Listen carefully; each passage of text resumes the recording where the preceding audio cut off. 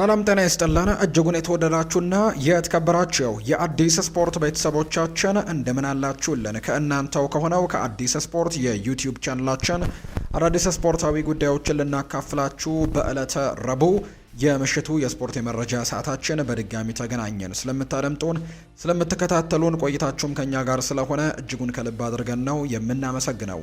በዛሬ ፕሮግራማችን የተለያዩ ስፖርታዊ ጉዳዮችን እናነሳለን። ከሀገር ውስጥም ከውጭም ሰፋ ያሉ ስፖርታዊ ጉዳዮችን ነው ወደ እናንተ እያደረስን ቆይታን የምናደርገው። ውድ ቤተሰቦቻችን እኛ አሁን ስቱዲዮ ባለንበት ሰዓት የኢትዮጵያ ከ17 ዓመት በታች ብሔራዊ ቡድናችን ከግብጽ ብሔራዊ ቡድን ጋር ጨዋታውን እያደረገ ይገኛል። በነገው ጠዋት በሚኖረው ፕሮግራማችን የዚህን የጨዋታ ውጤትን ወደ እናንተ የምናደርስ ነው የሚሆነው። ከዛ ውጭ ግን በዛሬ ፕሮግራማችን ከምናነሳቸው ነጥቦች መካከል ዛሬ በተወዳጁ የእንግሊዝ ፕሪምየር ሊግ እጅግ በጉጉት የሚጠበቅ ጨዋታ ይደረጋል። ማንቸስተር ሲቲን ከክሪስታል ፓላስ ጋር የሚያገናኘው ጨዋታ ነው። ከዚህ ጨዋታ ጋር አያይዘን አንዳንድ ጉዳዮችን ወደ እናንተ የምናደርስ ይሆናል። በተለይ አሰልጣኝ ኦሊቨር ግላስነርም እንዲሁ አሰልጣኝ ፔፕ ጓርዲዮላም ከጨዋታው ጋር አያይዘው ያነሷቸው ጉዳዮች ያሉ እነሱንም እንመለከታለን። በተለይ ይህ ጨዋታም ለዋንጫ ፉክክሩ ትልቅ ይሆናል ተብሎ ይታሰባል። ምናልባት ማንቸስተር ሲቲም ዛሬ ነጥብ የሚጥል ከሆነ አርሰናል በቀጣይ በሚያደርገው ከበርንሌይ ጋር በሚደረገው ጨዋታ ላይ ሻምፒዮንነቱን ሊያረጋግጥ የሚችልበት እድሉ ጭምር እንዳለው ይታወቃልና ዛሬ ማንቸስተር ሲቲ ጨዋታውን የግድ ማሸነፍ ይጠበቅበታል ተብሎ ነው የሚታሰበው። ምሽት 4 ሰዓት ሲል ይደረጋል።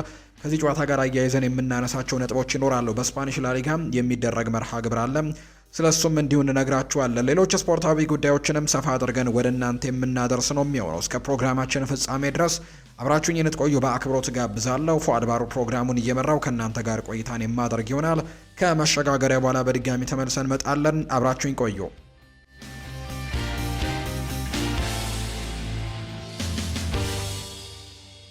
የሀገር ውስጥ መረጃን በማስቀደም ነው የዛሬ ፕሮግራማችንን የምንጀምረው። በ24ተኛው የአፍሪካ አትሌቲክስ ሻምፒዮና የኢትዮጵያ የመጀመሪያ ሜዳሊያዋን አስመዝግባለች። አትሌት ዘይን አየልኝ በሴቶች 5000 ሜትር ውድድር ሶስተኛ በመውጣት ለኢትዮጵያ የመጀመሪያውን ሜዳሊያ አበርክታለች። በ400 ሜትር ሴቶች ማጣሪያ አትሌት አጃይባ አሊዬም በምድብ 2 አንደኛ በመውጣት ወደ ቀጣዩ ዙር ማለፏን አረጋግጣለች። በወንዶች ርዝመት ዝላይ አትሌት ቡሊ መላኩ በተሳካ ሁኔታ ወደ ፍጻሜው አልፏል። በ100 ሜትር ሴቶች ማጣሪያ የተሳተፉት አትሌት ተሊሌ ከታከለና አትሌት ሰላማዊት ኮከብ ደግሞ ወደ ቀጣዩ ዙር ማለፍ አልቻሉም። በ400 ሜትር መሰናከል ወንዶች ማጣሪያ የተወዳደረው አትሌት ጌታሁን ታደሰ 5ኛ ሆኖ ማጠናቀቁን ጭምር ነው መረጃው የደረሰ። ወደ ውጭ ሀገር ስፖርታዊ መረጃዎቻችን በቀጥታ እናምራ። ክለቦችን የተመለከቱ ስፖርታዊ ጉዳዮችን ወደ እናንተ እናደርስ። ወደ ቤተሰቦቻችን ማይክል ካሪክ በማንቸስተር ዩናይትድ ቤት በቋሚነት ሊሾም እንደሆነም ይፋ ተደርጓል። ከዚህ በፊትም በአብዛኛው ወደ እየቀረበ የመጣ ጉዳይ እንደነበረ የምናስታውሰው ነው። በተለይ በዚህ የውድድር ዓመት አሰልጣኝ ማይክል ካሪክ የአሰልጣኝ ሩበን አሞሪምን ስንብት ተከትሎ ማንቸስተር ዩናይትድን ከያዘ በኋላ ያመጣቸው ጥሩ የሚባሉ ውጤቶች ቡድኑ ትልልቆቹን ቡድኖች እነ ማንቸስተር ሲቲን፣ እነ አርሰናልን፣ እነ ሊቨርፑልን፣ እነ ቼልሲን ጭምር ያሸነፈበትን እንዲሁ ደግሞ ነገር ከተመለከተን በኋላ ከዛ ውጪ የአውሮፓ ቻምፒየንስ ሊግንም ተሳትፎ ማረጋገጡን ተከትሎ መልበሻ ክፍሉን በማረጋጋትና የተጫዋቾችንም ፐርፎርማንስ በማሻሻሉ ረገድ ከበርካቶች አድናቆት ተችሮት እንዲሁ ይህንን ቡድንም በቋሚነት ይቀጥላል ተብሎ እንደሚታሰብም በርካቶች ሲያነሱ ነበር። እርግጥ ነው አንዳንድ የቀድሞ ማንቸስተር ዩናይትድ ተጫዋቾች በዚህ ጉዳይ ላይ የሚስማሙ አይደሉም። አሰልጣኝ ማይክል ካሪክ ክለቡን ለቆ መውጣት አለበት። እርግጥ ነው ለአውሮፓ ቻምፒየንስ ሊግ ቡድኑን አብቅቶታል፣ ለዚህ ምስጋና ይገባዋል። ነገር ግን አሁን ዋንጫን ማሸነፍ የሚችል አይነት አሰልጣኝ ቡድኑን መቀላቀል አለበት የሚል አይነት ሀሳብን የሰረዘሩ የቀድሞ ተጫዋቾች እንዳሉ ቢታመንም የአብዛኞቹ ግምት ግን አሰልጣኝ ማይክል ካሪክ በቋሚነት ይቀጥላል ተብሎ ነው የሚታሰበው። ምክንያቱም በገበያው ላይ ማንቸስተር ዩናይትድ የሚፈልጋቸው አይነት ፕሮፋይል ያላቸው አሰልጣኞች በገበያው ላይ የሉም። ካርሎ አንቸሎቲን ከዛ ውጪ ቶማስ ቱሄልን እነ ዩሊያን ናግልስመንን ጭምር ነበር ለማምጣት ሙከራዎችን ሲያደርግ የነበረው። ነገር ግን እነዚህ ሰዎች ደግሞ አሁን በብሔራዊ ቡድን ማሰልጠን ላይ ነው የሚገኙት። ከዛ ውጪ ሉዊስ ኤንሪኬም ሌላኛው የማንቸስተር ዩናይትድ ምርጫ እንደነበረ ቢታመንም ነገር ግን ሉዊስ ኤንሪኬም በፓሪስ ሳን ዠርሜን መቆየትን ምርጫውን ያደርጋልና እንደዚህ አይነት አሰልጣኞች አሁን በስራ ላይ መሆናቸውን ተከትሎ አሰልጣኝ ማይክል ካሪክ የቋሚነቱን ስፍራ እንዲይዝም እድሉ እንዳገኘ ጭምር ነው መረጃዎች እየጠቆሙ የሚገኙት። የማንቸስተር ዩናይትድ የበላይ ኃላፊዎች አሰልጣኝ ማይክል ካሪክ በቋሚነት እንዲቀጥሉ ድጋፋቸውን ሰጥተውታል ተብሏል። የክለቡ ዋና ስራ አስፈጻሚ የሆኑት ኦማር ቤራድ እና የእግር ኳስ ዳይሬክተር የሆነው ጄሰን ዊልኮክስም ካሪክ በኃላፊነት ለመሾምም እየተዘጋጁ እንዳለ ጭምር የተነገረው። ኃላፊዎቹ ማይክል ካሪክ ቀጣይ ዓመት ቡድኑን ለመምራት ትክክለኛው ሰው ነው የሚል እምነቱ እንዳላቸው ነው የተነገረው። ይህንን ተከትሎ ኃላፊዎቹ በቀጣይ ቀናት ማይክል ካሪክ እንዲቀጥልም የክለቡን ባለቤት ሰር ጂም ራትክሊፍን ጭምር እንደሚጠይቁ ነው የተነገረው። አሰልጣኝ ማይክል ካሪክ የቋሚነት ቦታውን የሚያገኝበት እድሉ ከፍተኛ መሆኑን ዘ አትሌቲክ የተባለ የመረጃ ምንጭ አሁን ላይ ይፋ እያደረገ እንደሚገኝ ነው መረጃዎች እየጠቆሙ የሚገኙ። ስለዚህ በቅርቡ ከምንሰማቸው ዜናዎች መካከል አንደኛው ማንቸስተር ዩናይትድ አሰልጣኝ ማይክል ካሪክን በቋሚነት ኮንትራት አስፈረመው የሚል ዜና ሊሆን እንደሚችል ነው ግምቶች እየወጡ የሚገኙት። ሌላኛው ከማንቸስተር ዩናይትድ ጋር በተያያዘ የምናነሳው ጉዳይ በክረምቱ የአማካይ ስፍራ ተጫዋች ዝውውሮች ላይ በትልቁ በንቃት እንደሚሳተፍ ይታመናል። ማንቸስተር ዩናይትድ በርከት ያሉ አማራጮች እንዳሏቸው ይታወቃል። በተለይ ከዝውውር ገበያው ጋር በተያያዘ ዩናይትድን ከተለያዩ የአማካይ ስፍራ ተጫዋቾች ጋር የሚያያይዙ ዘገባዎችን መስማት አዲስ አይደለም። በርከት ያሉ ተጫዋቾች ከዩናይትድ ጋር ስማቸው ሲነሳ ሰምተናል። እነ ሳንድሮ ቶናሊ፣ ብሩኖ ጉማሬሽ፣ ኤሊዮት አንደርሰን፣ ካርሎስ ባሌባ ከዛ ውጭ ደግሞ እነ አደም ዋርተንን ጨምሮ እነ አንጄሎ ስቲለር በርከት ያሉ አማራጮችን ስሞችን እየሰማን እንገኛለን። በቅርብ ጊዜ ግን በጣም በትልቁ ከማንቸስተር ዩናይትድ ጋር ስሙ እየተነሳ የሚገኝ አንድ ተጫዋች አለ። ይህ ተጫዋች ማቲያስ ፈርናንዴስ ነው። በዌስትሃም ዩናይትድ ቤት በጣም ጥሩ ጊዜያቶችን እያሳለፈ ይገኛል። ዩናይትዶች ሁለት አማካይ ስፍራ ተጫዋቾች ላይ በጣም በትልቁ ፍላጎታቸውን አጠናክረው ቀጥለዋል። ፉክክሩንም እያጣደፉት ነው የሚል አይነት መረጃ እየወጣ ነው። እነዚህ ሁለት ተጫዋቾች የዌስትሃም ዩናይትዱ ማቲያስ ፈርናንዴስ እና የአታላንታው ኤደርሰን ላይ እንደሆነ የሚያሳዩ መረጃዎች አሉ። እነዚህን አንዱን ፖርቱጋላዊ አንዱን ብራዚላዊ ተጫዋች ለማምጣት ትልቅ እንቅስቃሴዎችን ያደርጋል ተብሎ ይጠበቃል። ማንቸስተር ዩናይትድ ሁለቱ ተጫዋቾች ላይ በጣም ትልቅ ፉክክሮችን ያደርጋል ተብሎ ነው የሚታሰበው። ማቲያስ ፈርናንዴስን ለማስፈረም ምናልባት ከሌሎች ክለቦች ጋር የሚያደርገው ፉክክር ካልሆነ በስተቀር የተሻለ እድል እንዳለው በርካቶች ያምናሉ። አንደኛ ነገር ክለቡ ከፕሪሚየር ሊጉ የመውረድ ትልቅ አደጋ ላይ ነው የሚገኘው። ስለዚህ ዌስትሃም ዩናይትድ ወደ ሻምፒዮንሺፑ የሚወርድ ከሆነ አሁን በደረጃ ሰንጠረዡ 18ኛ ደረጃ ላይ ነው የሚገኘውና ወደ ሻምፒዮንሺፑ የሚወርድ ከሆነ ለማንቸስተር ዩናይትድ ይህንን ተጫዋች ለማዛወር በጣም ቀላል ይሆንለታል ተብሎ ይታሰባል። ከዛ ውጭ ግን ይህ ተጫዋች ደግሞ የማንቸስተር ዩናይትድ ጋር ኮንታክት እንዳለው የሚያሳዩ ነገሮች አሉ። ለምሳሌ ያክል በጣም የሚያደንቀው ተጫዋች ብሩኖ ሚጌል ፈርናንዴዝን እንደሆነ ጭምር ተናግሯልና ብሩኖም ጭምር ይህንን ተጫዋች በብሔራዊ ቡድን በሚያገኘው ጊዜ ደግሞ እንደሚመክረውና ወደ ማንቸስተር ዩናይትድ እንዲመጣም ጭምር ለበላይ አመራሮች በግልጽ ጠይቋል የሚል አይነት ሀሳቦችም ጭምር ይነሳሉና ማቲያስ ፈርናንዴስ ትልቁ ኢላማ ይሆናል ተብሎ ይታሰባል። የቀድሞ ተጫዋቾችም ይህ ተጫዋች ወደ ማንቸስተር ዩናይትድ እንዲመጣ ትልቅ ድጋፎችን እየሰጡ እንደሚገኙ ጭምር ነው የተነገረው። ሌላኛው በአታላንታ ቤት የምናውቀው ኤደርሰን ነው። ብራዚላዊው ተጫዋች ባለፉት የዝውውር መስኮቶችም ከዩናይትድም ከሲቲ ጋርም ከአርሰናል ጋርም ስሙ በስፋት ሲነሳ የምንሰማው አይነት ተጫዋች ነው። ነገር ግን በዚህ የዝውውር መስኮት ምናልባት አትሌቲኮ ማድሪድ ይህንን ዝውውር የመፈጸም ትልቅ እድል አለው የሚሉ አይነት ዘገባዎች ሲወጡ ነበር። አሁን ላይ ግን የዲየጎ ሲሞኔ ቡድን አትሌቲኮ ማድሪድ የዚህን ተጫዋች ዝውውር የማሳካቱ እድል በጣም ጠበብ እያለ ከመምጣቱ ጋር በተያያዘ ዩናይትድ ይህንን ተጫዋች ላይ ያለው ፍላጎትን አጠናክሮ ሊቀጥል እንደሚችል ነው ስካይ ስፖርት የተባለው የመረጃ ምንጭ ይፋ ያደረገው።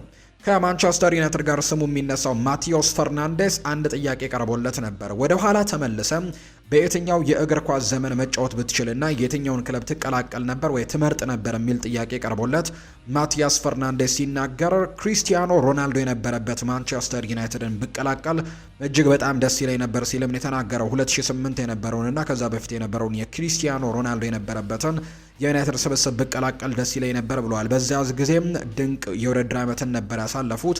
ዩናይትድ የማይታመን ነበር፣ ክሪስቲያኖም ድንቅ ተጫዋች ነበር ሲልም ጭምር ነው የተናገረው ማቲያስ ፈርናንዴስ እና ያንን ዩናይትድን መቀላቀል ምርጫ ያደርግ ነበር ወደ ኋላ ተመልሼ ክለቦችን እንድቀላቀል ብጠየቅ ሲልም ጭምር ነው የተናገረው።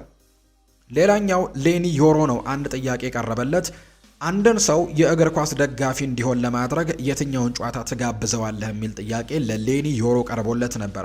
በዚህ ውድድር ዓመት በኤምሬትስ ስቴዲየም ከአርሰናል ጋር ያደረግነውን ጨዋታ እግር ኳስን ለማይወድ ሰው ጋብዝና እግር ኳስን እንዲመለከት ማድረግ እችላለሁ ሲልም ጭምር ነው የተናገረው። እውነት ለመናገር ጨዋታው በጣም ግሩም ነበር፣ ድንቅ ግቦችም የነበሩበት ጨዋታ ነበር ሲልም የተናገረው። በዛ ጨዋታ ላይ ማንቸስተር ዩናይትዶች የማይክል ካሪክ ስብስብ ማለት ነው አርሰናልን 3-2 በሆነ ውጤት ማሸነፍ የቻለበት ጨዋታ እንደነበር እናስታውሳለን። ያንን ጨዋታ ነው መጋብዘው ሲል ሌኒ ዮሮ ተናግሯል። ካሴሜሮ ይናገራል። ለእኔ ኮቢ ማይኖ የዚህ እግር ኳስ ክለብ የአሁኑ ጊዜን የሚወክል ተጫዋች ነው። የማይታመን ብቃት አለው። በሚቀጥሉት የውድድር ዓመታትም ማንቸስተር ዩናይትድ በትልቅ ደረጃ ላይ እንዲቀጥል ማድረግ ከሚችሉ ተጫዋቾች መካከል አንደኛው እንደሆነ አምናለሁ ብለዋል ካሴሜሮ ስለ ኮቢ ማይኖ ሲናገር። ካሴሜሮ ይቀጥልና የማንቸስተር ዩናይትድ ጊዜያዊ አሰልጣኝ ማይክል ካሪክ ከካርሎ አንቸሎቲ ጋር በማነጻጸር ማንቸስተር ዩናይትድን በቋሚነት መያዝ እንደሚገባው ጭምር ነው ሀሳቡን የሰጠው። አንቸሎቲ ትልቅ አሰልጣኝ ነው፣ ምክንያቱም ተጫዋቾችን ይረዳል። እሱ ራሱ ደግሞ ተጫዋች ሆኖም አሳልፈዋል። ተጫዋቾች ምን መስማት እንደሚፈልጉ በደንብ የሚገነዘብ አይነት ሰው ነው። እንዲሁም ጫናዎችን ያደርጋል፣ ነገር ግን ጫና ለማድረግ ትክክለኛ ጊዜንም ጠንቅቆ ያውቃል። ካሪክም ቢሆን እነዚህን ነገሮች በሚገባ ጠንቅቆ የሚያውቅ ሰው ነው። ስለዚህ ለእኔ ኃላፊነቱ የሚገባው ማይክል ካሪክ ነው ሲልም ነው የሚናገረው። በጣም ጥሩ የሆኑ ረዳት ሰራተኞች ያሉት፣ በዛ ላይ ደግሞ ብልህ ነው። ነገር ግን ለእኔ ደግሞ ከሁሉም በላይ ምርጡ ነገር ስለ ክለቡ ያለው እውቀት በጣም ብዙ ነው። ክለቡን በሚገባ ይረዳዋል። ከሊድስ ጋር ስንጫወት አስታውሳለሁ ከጨዋታው በፊት በነበረው ስብሰባ ስለ ጨዋታው ታሪካዊ ዳራም ነበረው ሲልም ጭምር ነው የተናገረውና ስለዚህም ይህ አሰልጣኝ በማንቸስተር ዩናይትድ ቤት በቋሚነት መቀጠል አለበት፣ ቡድኑም በውጤቶች እንዲቀጥል ሲልም ጭምር ነው የተናገረው። ካሴሜሮ ስለ አሰልጣኝ ማይክል ካሪክ ሲናገር ጄጄ ጋብሪኤል ይናገራል። ትናንትና አንድ ሽልማት ማሸነፉን ጠዋት በነበረው የስፖርት የመረጃ ሰዓታችን ላይ አንስተንላችኋል። ውድ ቤተሰቦቻችን የፕሪሚየር ሊጉ የአንደር 18 ምርጥ ተጫዋች የሚል አይነት ሽልማት የአንደር 18 ፕሪሚየር ሊግ ውድድር ላይ ወይም የታዳጊዎች የፕሪሚየር ሊግ ውድድር ላይ የአመቱ ምርጥ ተጫዋች ሽልማትን ያሸነፈው የ15 ዓመት ታዳጊ ጄጄ ጋብሪኤል ይናገራል። አካዳሚው በደንብ እንድንበስል ረድቶኛል። በጣም ትሁት እንድንሆን ሁልጊዜም እንዲሁ ደግሞ እንዳልታበይም ያግዙኛል። ከዳረን ፍሌቸር ጋር በመስራቴም ደስተኛ ነኝ። በዚህ የውድድር ዘመን የተሻለ ተጫዋች እንድንሆንና ያለኝን ሁሉ ደግሞ እንድሰጥም የረዳኝ ድንቅ አሰልጣኝ ነው። ቤተሰቦቼ በከባድም ሆነ በጥሩ ጊዜያትም በብዙ ረድተውኛል። የፈለገ ቢርቅ በሁሉም ጨዋታዎች ላይ ይገኛሉ። በጣም ነው የምወዳቸው ሲልም ጭምር ነው ጄጄ ጋብሪኤል ሀሳቡን እየሰጠም የሚገኘው። የአርሰናልን ጉዳዮች ደግሞ እንመልከት። ቲዮ ዋልኮት በማርቲን ኦዴጋርድ እና በማንቸስተር ዩናይትዱ ተጫዋች ብሩኖ ሚጌል ፈርናንዴዝ መካከል ስላለው ክርክር አንዳንድ ጉዳዮችን አጋርቷል። ብሩኖ የማይታመን ቁጥርን ይሰጣል፣ ማንም ሊክደው አይችልም። ይሄንን ጎሎችን ያስቆጥራል፣ አሲስቶችን ያደርጋል፣ እድሎችን የሚፈጥር አይነት ተጫዋች ነው ይለዋል ቲዮ ዋልኮት ሲናገር። ነገር ግን አንድ ቡድን በአጠቃላይ እየተሻለ እንዲጫወት የሚያደርገው ማን እንደሆነ እየተነጋገረን ከሆነ እኔ ኦዴጋርድን እመርጣለሁ ሲል ነው የተናገረው ቲዮ ዋልኮት ሀሳቡን ሲሰጥ። ኦዴጋርድ የኳስ ቁጥጥርን ይሰጣል፣ ጨዋታውን ያፋጠናል፣ ያዘገየዋል፣ በብልሃት ይጫናል፣ ከዛ ውጭ ደግሞ መዋቅሩን አንድ ላይ ያቆያል። እናም በፔናልቲ ቦክስ ውስጥ ደግሞ አስማቶችን ይፈጥራል። በዙሪያው ያሉትን ሁሉም በኳስ ላይ እንዲረጋጉ ያደርጋቸዋል። ኦዴጋርድ ለዘመናዊ ጨዋታ በታክቲካልና በቴክኒካል የበለጠ የተሟላው ተጫዋች ይመስለኛል። እናም አመራር አስፈላጊ ነው። ኦዴጋርድ በእርጋታና በብልሃትም ይመራል። በየ5 ሰከንድም እጆቹን በቡድን ጓደኞቹ ላይ እንዲሁ አይወቅስም ሲልም ጭምር የተናገረው። ለአመታትም ጨዋታዎችን ለመቆጣጠር ወጣት ልሂቃን ቡድን እየገነባው ከሆነ ኦዴጋርድ ለኔ የተሻለው ስርዓት ውስጥ የሚካተት ተጫዋች ነው ሲልም ጭምር የተናገረው። ነገር ግን ብሩኖ ሚጌል ፈርናንዴዝ ግን መካድ የማልችለው ጥሩ ቁጥሮችን የሚሰጥ አይነት ተጫዋች ነው ሲልም ጭምር ነው ቲዮ ዋልኮት የቀድሞው የአርሰናል ተጫዋች ሀሳቡን እየሰጠ የሚገኘው። በአርሰናል ቤት ውስጥ ስላሉ አንዳንድ የጉዳት መረጃዎች እንመልከት። ቤን ዋይት አንደኛው ነው።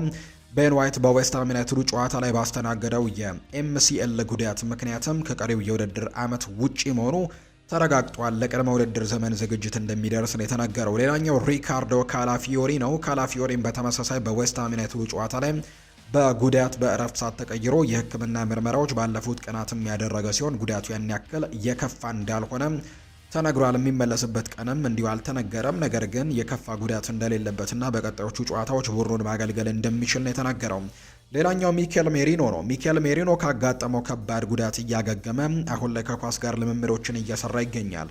እስካሁን የዋናው ቡድን ልምምድ ላይ አልተሳተፈም። ለፍጻሜው ጨዋታ እንደሚደርስ ግን አንዳንድ ሰዎች እየጠበቁ ይገኛሉ የሚሉ መረጃዎች አሉ። ነገር ግን የተረጋገጠ እንዳልሆነ ነው መረጃዎች የሚጠቁሙት። ሌላኛው በጣም የአርሰናል ደጋፊዎች በጉጉት የሚጠብቁት ዜና የዩሪያን ቲምበር ጉዳይ ነው። ቲምበር ለፍጻሜው ጨዋታ እንደሚደርስ ብዙ ሀሳቦችን የሚያንሸራሽሩ የሚዲያ ምንጮች ቢኖሩም አሁንም ግን የተረጋገጠ ነገር የለም። አርቴታም እሱ የሚቀረው ነገር አለ፣ የሚመለስበት ቀንም አልተወሰነም የሚል አይነት መግለጫዎችን ነው እየሰጠ የሚገኘውና የዚህ ተጫዋች ወይም ደግሞ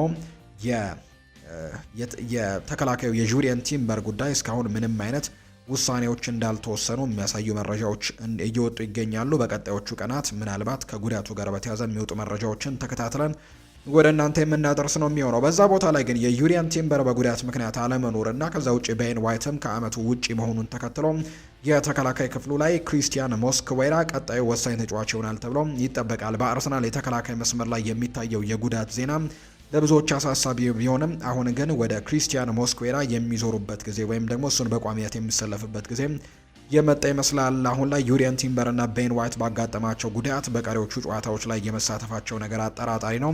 ስለዚህ ሞስኩዌራ ባለው ጥንካሬ፣ ፍጥነትና የማንበብ ብቃቱ የእነሱን ቦታ በሚገባ ሸፍነው ለቡድኑ ትልቅ አቅም ይሆናል ተብሎ እንደሚጠበቅ ነው የተነገረው።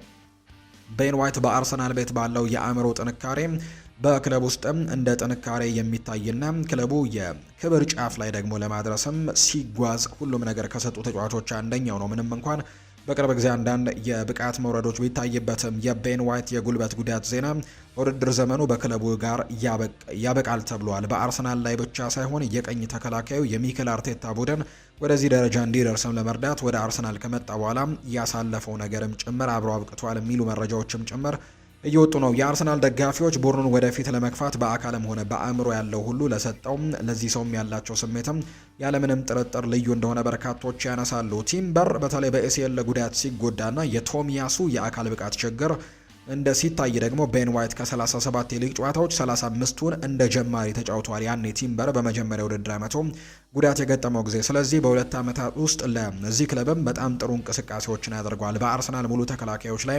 የሚጠይቁት አካላዊ ፍላጎቶችም እያደጉ ሲሄዱ ቤን ዋይት ከ75 ጨዋታዎች 71ን ጀምሯል። በዚህ ውድድር ዘመን ቢሆን ከጉዳት ጋር እየታገለ ለቡድኑ አስተዋጽኦችን አድርጓል። ቤን ዋይት በዚህ ዓመት 4 የተለያዩ ጉዳቶች አጋጥመውታል። እናም ታህሳስ ወር የጉልበት ጅማት መሰበር አጋጥመው ያ ጉዳት የተለየ ነበር። ከፕሪሚየር ሊጉ ከ3 ወራት በላይ ከቆየ በኋላ ወደ ሜዳ ሲመለስ በ11 ቀናት ውስጥ 4 ጨዋታዎችን ለመጫወት ተገዷል። የቲምበር የቅርብ ጊዜ የጭን ጉዳት መጀመሪያ ላይ ከታሰበው በላይ የተወሳሰበ መሆኑ ከታወቀ በኋላ ቤን ዋይት ተመልሶ ሁሉንም ነገር አከናውኗል። በየካቲት መጨረሻና በመጋቢት መጀመሪያ ላይ በደረሰው ቀለል ያለ ጉዳት ምክንያትም 3 የሊግ ጨዋታዎች ካመለጠ በኋላ ከአርሰናል የመጨረሻ 5 የሊግ ጨዋታዎች ውስጥም 4ቱን መጀመሩን የምናስታውሰውን፣ አሁን ግን በጉዳት ምክንያት ይህንን ተጫዋች ማግኘት እንደማይችሉ ነው ይፋ የተደረገው። ማንቸስተር ሲቲን የተመለከቱ መረጃዎችን እናንሳም። ሊጉ በእጃችን አይደለም ብሏል ፔፕ ጓርዲዮላ። የማንቸስተር ሲቲው አሰልጣኝ ፔፕ ጓርዲዮላ የዛሬው የክሪስታል ፓላስ ጨዋታ ትልቅ ትርጉም እንዳለው ነው የተናገሩት። ሊጉን ለማሸነፍ እድሉ አለን ብለው ያምኑ እንደሆነ የጠየቁት ጓርዲዮላ ዋናው የክሪስታል ፓላስ ጨዋታ ነው፣ ቀጥሎ የሚሆነውን እናያለን ሲልም ነው የተናገረው። ትኩረታችን የክሪስታል ፓላስ ጨዋታ ላይ ነው ያሉት ጓርዲዮላ ፕሪሚየር ሊጉ አሁን በእጃችን አይገኝም ሲሉም ተደምጠዋል። ሮድሪ ዓለም ዋንጫ ሊያመልጠው የሚችልበት እድል ስለመኖር የጠየቁት ጓርዲዮላ አዎ አለ፣ ነገር ግን ጥሪ ካልቀረበለት ነው የሚያመልጠው እንጂ በጉዳት ምክንያት አይደለም ሲሉ ነው ምላሻቸውን የሰጡት። ናታናኬም ከኛ እንደሚቀጥል ተስፋ አድርጋለሁ፣ ቀዲ ኮንትራት አለው፣ ነገር ግን በቀጣይ የሚፈጠረውን አላውቅም ሲልም ጓርዲዮላ ጨምሮ እንዲሁ ተናግሯል። የኤአይ ተጽዕኖም እንዳሰጋቸው ነው ፔፕ ጓርዲዮላ የተናገሩት። ስፔናዊው የማንቸስተር ሲቲ አሰልጣኝ ፔፕ ጓርዲዮላ የሰው ሰራሽ አስተውሎት ተጽዕኖ እንዳሰጋቸው ይናገራሉ። በዓለም ላይ ብዙ የሚያሳስባቸው አሳዛኝ ክስተቶች መኖሩን የገለጹት ፔፕ ጓርዲዮላ አንደኛው ይሄ ነው ሲሉ ነው የተናገሩት። እኔ እንግዲህ ያላልኳቸው ነገሮችን በተለያዩ ነገሮች በመሰል መተግበሪያዎችም ተሰራጭተው አይቻለሁ ሲሉም ጓርዲዮላ ተናግረዋል። በቅርቡ ካሰለጠንኳቸው ተጫዋቾች ምርጥ 11 እንዳወጣ ተደርጎ ተሰራጭቶ ነበር፣ እኔ ግን ያንን አላደረኩትም ብሏል። እኔ ተጫዋቾችን አከብራለሁ ያሉት ጓርዲዮላ ሰዎች አንዱን ከአንዱ እንዳበላለጥኩኝ እንዲያስቡ ሆኗል ሲሉም ነው የተናገሩት። ይህንን መቆጣጠር አዳጋች መሆኑን የገለጹት አሰልጣኙም ሰዎች በዚህ ምክንያት የራሳቸውን እውቀት መጠቀም አቁመዋል ነው ያሉት። አሁን ሰዎች ስራቸውን የሚሰጣቸው ተግባርን በቀላሉ ሄደው እየወሰዱና ጭንቅላታቸውን መጠቀም አቁመዋል ብለዋል ጓርዲዮላ። ፔፕ ጓርዲዮላ አክሎም ወደፊት ምን እንደሚፈጠር አላውቅም፣ ከዚህ የባሰ ጊዜ ግን እየመጣ እንደሆነ ይሰማኛል ሲሉ ነው የሲቲው አሰልጣኝ ፔፕ ጓርዲዮላ የተናገሩት። ከአርሰናልም ሆነ ከሲቲ ገንዘብ አናገኝም ያሉት ደግሞ የክሪስታል ፓላሱ አሰልጣኝ የሆኑት ኦሊቨር ግላስነር ናቸው። ኦሊቨር ግላስነር በቀጣይ ጨዋታዎች ለክለቡ ጥሩ የሆነውን እናደርጋለን ነው ያሉት። በመጨረሻ መርሃ ግብሮች የሊጉ ተፎካካሪ ክለቦች የሚያገኙት አሰልጣኙም ከአርሰናልም ሆነ ከሲቲ ገንዘቦችን አናገኝም ብለዋል። የኛ ሀሳብ ለክለባችን የሚበጀው ምንድን ነው የሚለው ነው ሲሉ ሀሳባቸውን ተናግረዋል። አክለውም በሊግ ዋንጫ ፉክክር የኛ ተጽዕኖ ከቫር ያነሰ እንደሚሆንም እርግጠኛ ነኝ በማለትም ጭምር ነው የተናገሩት። ኒኮ ኦራይሊ የፕሪሚየር ሊጉ የአመቱ ምርጥ አካዳሚ ተመራቂ ተብሎ ተሸልሟል። የማንቸስተር ሲቲው የ21 አመቱ የግራ ተከላካይ የ2025-26 የፕሪሚየር ሊግ ምርጡ የአካዳሚ ተጫዋችም የሚል ሽልማት እንደተበረከተለት የሚያሳዩ መረጃዎች ናቸው በትልቁ እየወጡ የሚገኙት። ኒኮ እንግዲህ ከሊያም ዴላፕ እና ከኮል ፓልመር በመቀጠል ይህንን ሽልማት በማሸነፍ ተከታታይ ሶስተኛው የማንቸስተር ሲቲ አካዳሚ ውጤት እንደሆነ ጭምር ተነግሯል። ዛሬ ማንቸስተር ሲቲና ፓላስ ጨዋታቸውን ያደርጋሉ። ማንቸስተር ሲቲዎች አሁን ላይ ድንቅ እንቅስቃሴ ላይ ካሉ ቲሞች ውስጥም አንዱ ነው ማለት ይቻላል። በሊጉ ባለፉት 5 ጨዋታዎች ምንም አይነት ሽንፈት አልቀመሰም። የሊጉ መሪ አርሰናል እስከ መጨረሻው ድረስ ለመጋፈጥም ለማንቸስተር ሲቲ ዛሬ ወሳኝ ጨዋታ ይሆናል ተብሎ ይታሰባል። ክሪስታል ፓላስ በአውሮፓ ውድድር ወጥ የሆነ አቋምን እያሳየ ቢሆንም በሊጉ ግን ባለፉት 5 ጨዋታዎች አንዱን ብቻ ነው ማሸነፍ የቻለው። ለዛሬው ተጋጣሚ ግን ሲቲም አስቸጋሪ ይሆናል ተብሎ እንደማይጠበቅ ነው ዘገባዎች የሚያሳዩት። የእርስ በርስ ግንኙነቶችን ካነሳን 75 ጊዜ ነው እነዚህ ሁለት ቡድኖች የተገናኙት። 18 ጊዜ ክሪስታል ፓላስ አሸንፏል። ማንቸስተር ሲቲ 40 ጨዋታዎችን ማሸነፍ ችሏል። 17ቱ ጨዋታዎች ደግሞ በአቻ ውጤት የተጠናቀቁ ናቸው። በዛሬው ተስተካካይ ወሳኝ ጨዋታ አብዛኞቹ ተጫዋቾች ከጉዳት ነፃ ሲሆኑ ሮድሪም አሁን ላይ የመድረሱ ነገር እንዳልታወቀ ነው የተነገረው። ሄስኮ ግቫርዲዮል ግን በዛሬው ጨዋታ ላይ አይኖርም። በክሪስታል ፓላስ በኩል ወሳኝ ተጫዋቾቻቸው ላይ ምንም አይነት የጉዳት ዜና የለም። ኤዲ ኢንኪቲያህ ብቻ በጨዋታው በጉዳት ምክንያት የማይኖር ነው የሚሆነው። ይህንን ጨዋታ ደግሞ በመሃል ዳኝነት ስቱዋርት አትዌል እንደሚመሩት ነው ይፋ የተደረገው። ፔፕ ጓርዲዮላ ቡድኖቹ በጣም ፕሮፌሽናል ናቸው፣ ክሪስታል ፓላስ ከኛ ጋር በሚኖራቸው ጨዋታ ምርጥ ብቃታቸውን እንደሚያሳዩ ያውቃለሁ ብለዋል።